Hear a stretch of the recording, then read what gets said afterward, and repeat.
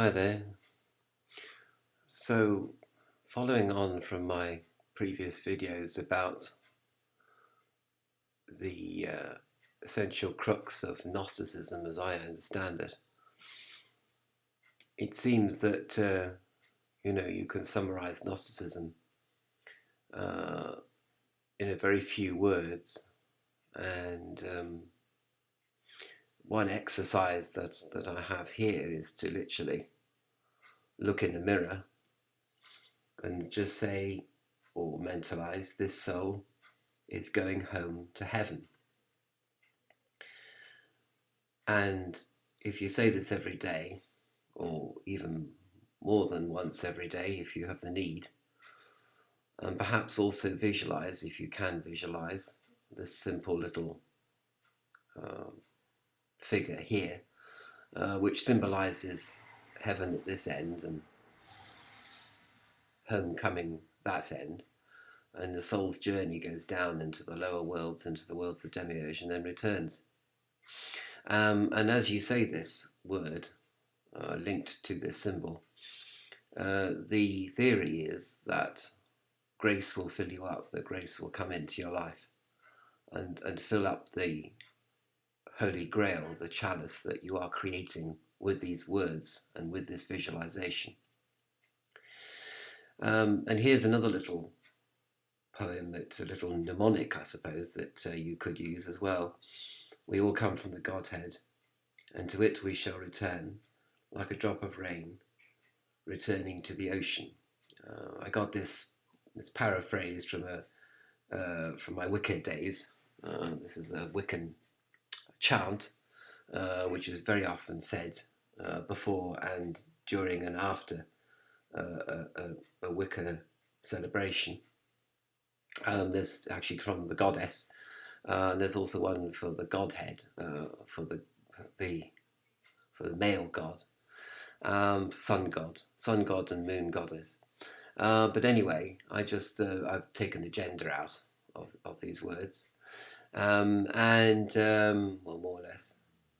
But the point is that you're on a homeward journey, and this is kind of like your focused state of mind. The focused observer observes the truth of gnosis, which is encapsulated in these words and in this simple little symbol here. And that's the sort of, but of course, over here we have the demiurge, we have the essence of distraction, and the distracted observer is at these various points on the circle. Well, actually 360 points on this circle, which I couldn't possibly draw in. I'm not very good at drawing anyway, so I'm not going to put 360 points, but you can imagine that starting from the 12 o'clock position here, the soul, or rather the thinking part of your mind and the feeling part of your mind, and perhaps even the confused and bewildered intuitive part of your mind, and the physical reactions that go with the mental and emotional reactions. You're following, basically, you're going from one angle to the next, and as you can see, as you go round from 12 o'clock position clockwise, you're going to see this misshapen demiurge from different angles, and you're going to be completely distracted all the time because you're going to be wondering what's coming up next, and you're going to be kind of amazed at what you see as you turn around. But of course, it's also more complicated than that, because as you are looking at this shape from a different angle, it is also moving relative to you. So the shape is actually moving and changing, and as well as your angle is changing. Your angle at which you're seeing this particular object is changing as well. And so this creates a huge amount of distraction on all levels, intellectual, emotional, intuitive, physical even. And it may also, I've also got here, the a reference to reincarnation, that in fact we are spinning this wheel as we reincarnate and seeing the demiurge from a million billion angles, in fact, not just 360 degrees over one lifetime or over one part of one lifetime, but millions and millions of degrees. And we're just going round and round and round, observing the Demiurge and being completely distracted by everything that we see and everything that we experience. So this is a field of observation and experience and reaction. So this is very important that we have this field here. And this is what we're observing, the Demiurge itself. Of course, I know what you're going to say. You're going to say that it's possible to bring observer and observed together and create a non-duality between them. But that's kind of a later stage, I suppose, or a later effect of saying this mnemonic about going home to heaven and being soul. Possibly that's one of the effects of saying that mnemonic, is that you will bring the observed, which is the Demiurge, the misshapen Demiurge, and you as the observer together to create a non-dualistic situation, which really can't be described at all, because I have no idea basically how that could possibly be described. I think you would have to experience that for yourself. I can't possibly describe it in any words at all, or even represent it. So this is the situation, and we are distracted by this. It could be that we're seeing little things that change. So distracted by little things, or we could be distracted by very large things that happen in our lives. But good, bad, or ugly, the answer is still the same. So if you're celebrating good fortune, you're still soul that's going home to heaven, and if you're suffering misfortune, then the answer is the same, and that's very important, because in my hometown actually of Tralee in County Kerry in Ireland, they've got this very interesting, I think it's Bronze Age or it could be Iron Age, Celtic head. And the head actually has got three sides to it, or three faces. And Celts used to celebrate triplicity. So this face is kindly, this face is encouraging, and this face is wrathful. This face stands for creation, preservation, and destruction.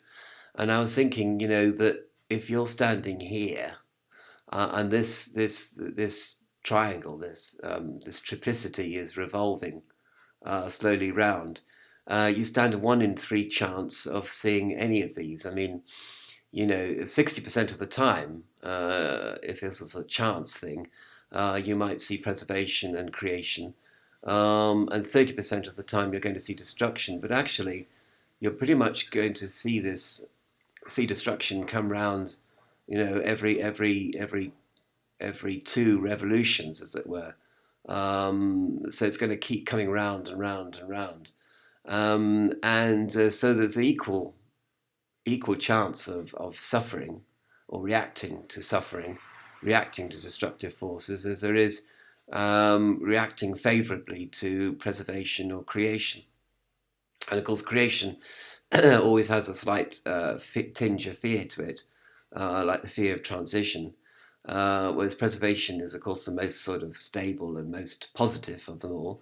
So even when you talk about creation, there's fear. The woman fears at childbirth, for example.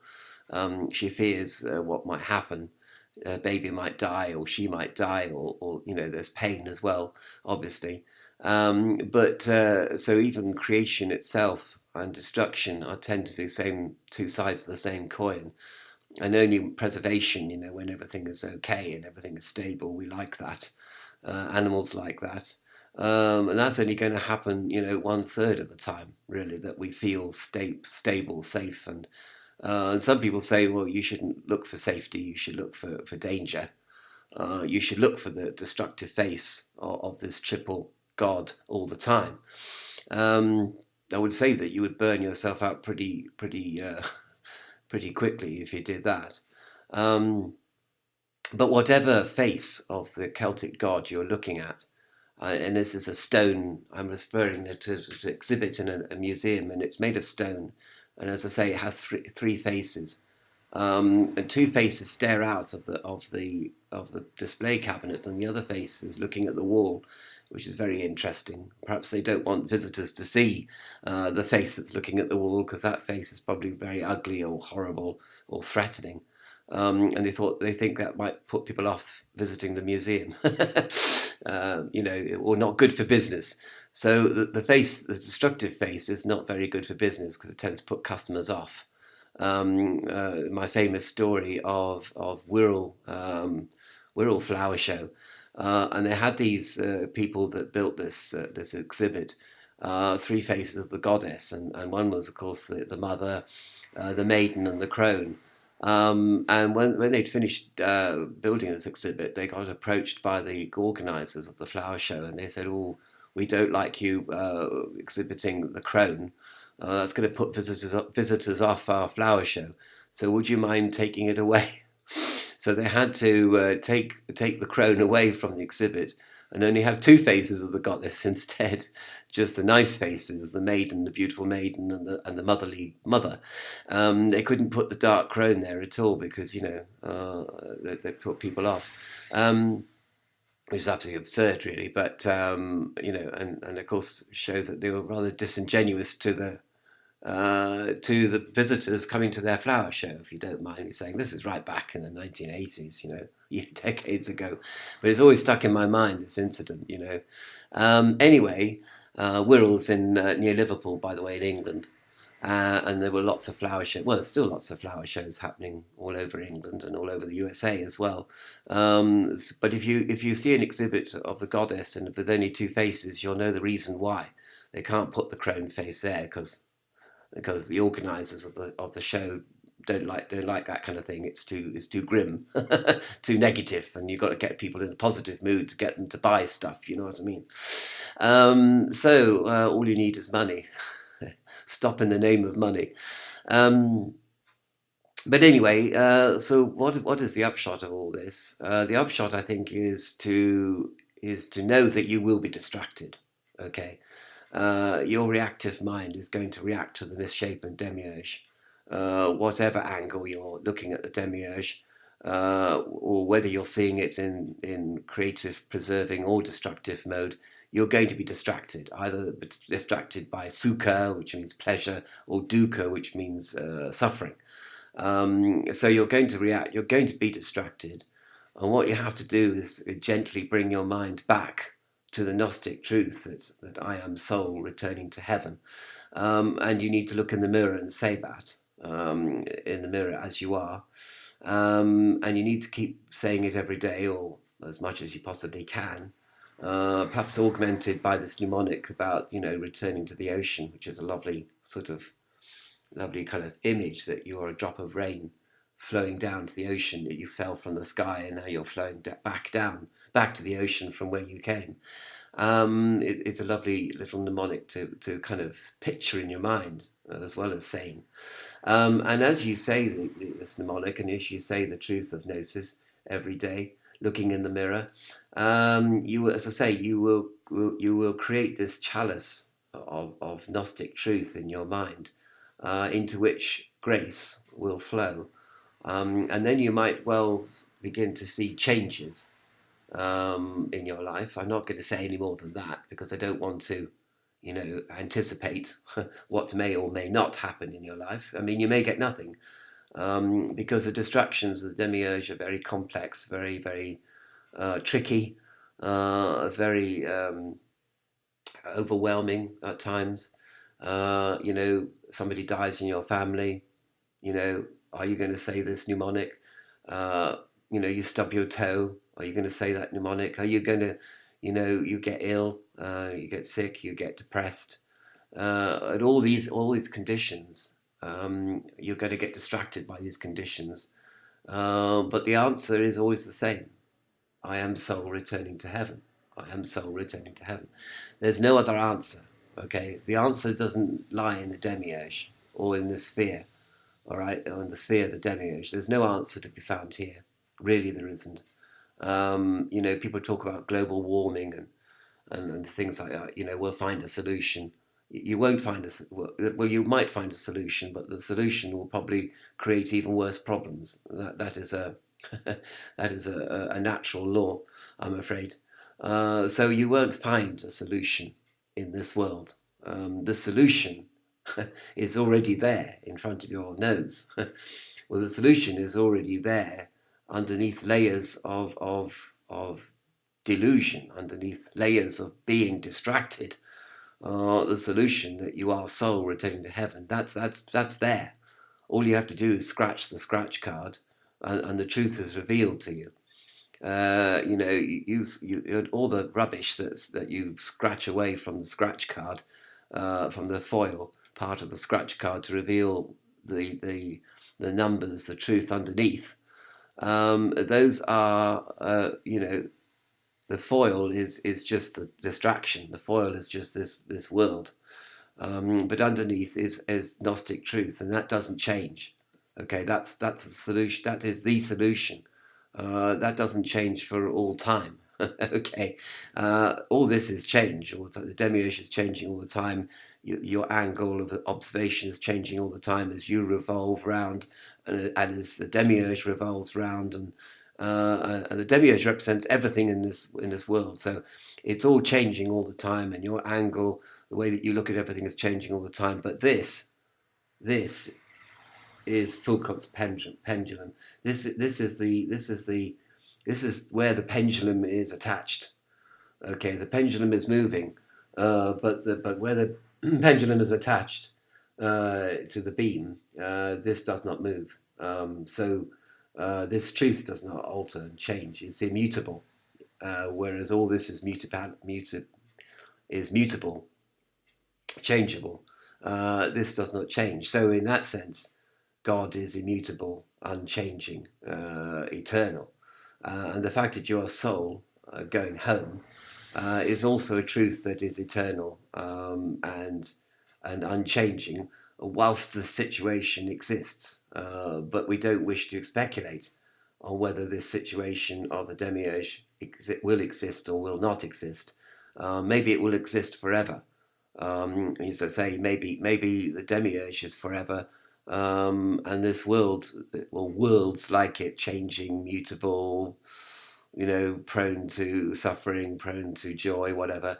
Maybe they are forever.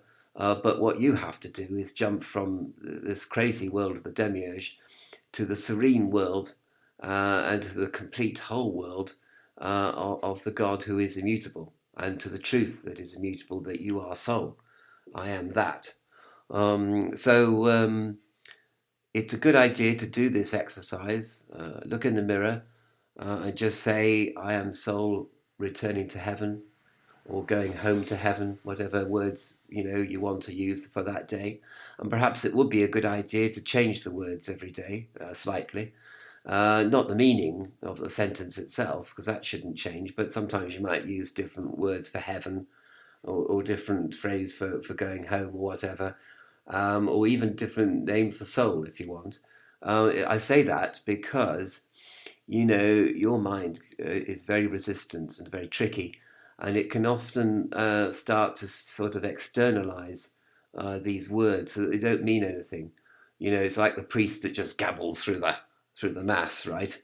I mean, I haven't seen that, but people tell me that often they've been to mass, Catholic mass, and the priest is there just gabbling it through, blah, blah, blah, blah, blah, or you could gabble through the Vedas, or the Gayatri. You could just sort of blah, blah, blah, blah, blah. Just that's my duty done for the day. Then I can go to have a drink, or look at some pornographic pictures, or or go and fight somebody, or whatever, or go bitch about somebody. You've got to be careful that the emotional, the truth, the power of these words is not lost through externalizing them, you see. So mix and match. Try to outwit the tricky mind that just wants to say, oh yeah, this doesn't mean anything, because your mind is trying to convince you that this isn't true. All right, it's trying to convince you that the Demiurge is true, that all this rubbish is true, and sometimes it will succeed really blatantly. Succeed, okay, and you'll just say, well, I can't say these words anymore. I can't look at myself in the mirror anymore. But